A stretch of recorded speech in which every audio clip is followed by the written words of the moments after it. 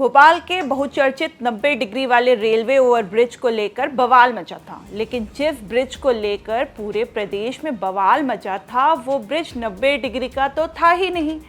नमस्कार, मैं हूं प्राची अवस्थी और आप देख रहे हैं एमपी तक। दरअसल भोपाल के 90 डिग्री वाले ब्रिज को लेकर लोक निर्माण मंत्री राकेश सिंह ने बयान दिया है। उन्होंने कहा कि जिस ब्रिज को 90 डिग्री का बताया जा रहा था वो वास्तव में 114 डिग्री का है। आगे उन्होंने कहा इस ब्रिज को लेकर ये समस्या नहीं थी कि वो गलत था, बल्कि उसका प्रचार प्रसार सही तरीके से नहीं हुआ है, इसीलिए वो ब्रिज सुर्खियों में आया है। जवाब आएंगे, कठिनाई वो है ही नहीं। मैंने पहले भी कहा था और आज भी कहता हूँ कि जिस तरह से उसका प्रचार हुआ वो नहीं होना था। 90 डिग्री कोई इशू नहीं है। 90 डिग्री के पुल या चौराहे बहुत हैं देश में, दुनिया में, प्रदेशों में। महत्वपूर्ण ये है कि सेफ्टी मेजर्स का पालन किया गया या नहीं किया गया। तो सेफ्टी मेजर्स का पालन होना चाहिए। जहाँ पर भी पुराने शहर या पुरानी बसाहट होती है, जब उनके बीच में से आपको पुलों का निर्माण करना होता है, सड़कों का निर्माण करना होता है, तो आपके पास जगह नहीं होती, तब आप 90 डिग्री पर जाना ही होता है। कई बार ऐसी स्थितियां बनती हैं, हालांकि वो तो 114 डिग्री का ब्रिज है, तो कठिनाई उसमें उस तरह की कहीं नहीं है। उसमें जो कार्रवाई हुई थी वो बेहतर तालमेल ना होने के कारण हुई थी।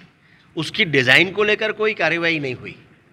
तो अभी भी जो जवाब जाना है विभाग के द्वारा वो जवाब जाएगा और जो आवश्यक कार्रवाई है वो चल रही है। आपको बता दें कि पूरे देश में एमपी की किरकिरी करने वाले भोपाल के 90 डिग्री वाले ब्रिज मामले में जबलपुर हाई कोर्ट में सुनवाई हुई। हाई कोर्ट के निर्देश के बाद भोपाल के मैनेट संस्थान ने इस पूरे मामले पे जांच की और जांच की रिपोर्ट पेश की। तकनीकी जांच की रिपोर्ट में खुलासा हुआ कि पीडब्ल्यू विभाग ने जो डिजाइन ठेकेदार को दी थी उसी डिजाइन के मुताबिक ठेकेदार ने पुल का निर्माण किया था।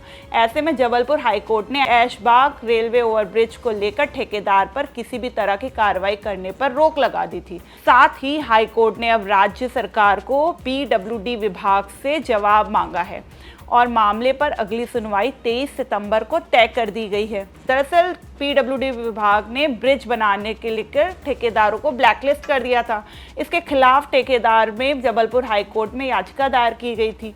पिछली सुनवाई में हाई कोर्ट ने ठेकेदार को ब्लैकलिस्ट करने पर रोक लगा दी थी और इस जांच का जिम्मा भोपाल के मैनेट संस्थान को सौंपा गया था। कोर्ट ने ये जानने की कोशिश की थी कि गलती ठेकेदार से हुई है या पीडब्ल्यूडी विभाग से हुई है, लेकिन जांच रिपोर्ट में साफ हो गया कि ठेकेदार ने उसी डिजाइन से ब्रिज बनाया था जिस डिजाइन से पीडब्ल्यू विभाग ने उसे ब्रिज बनाने के लिए आदेश दिए थे।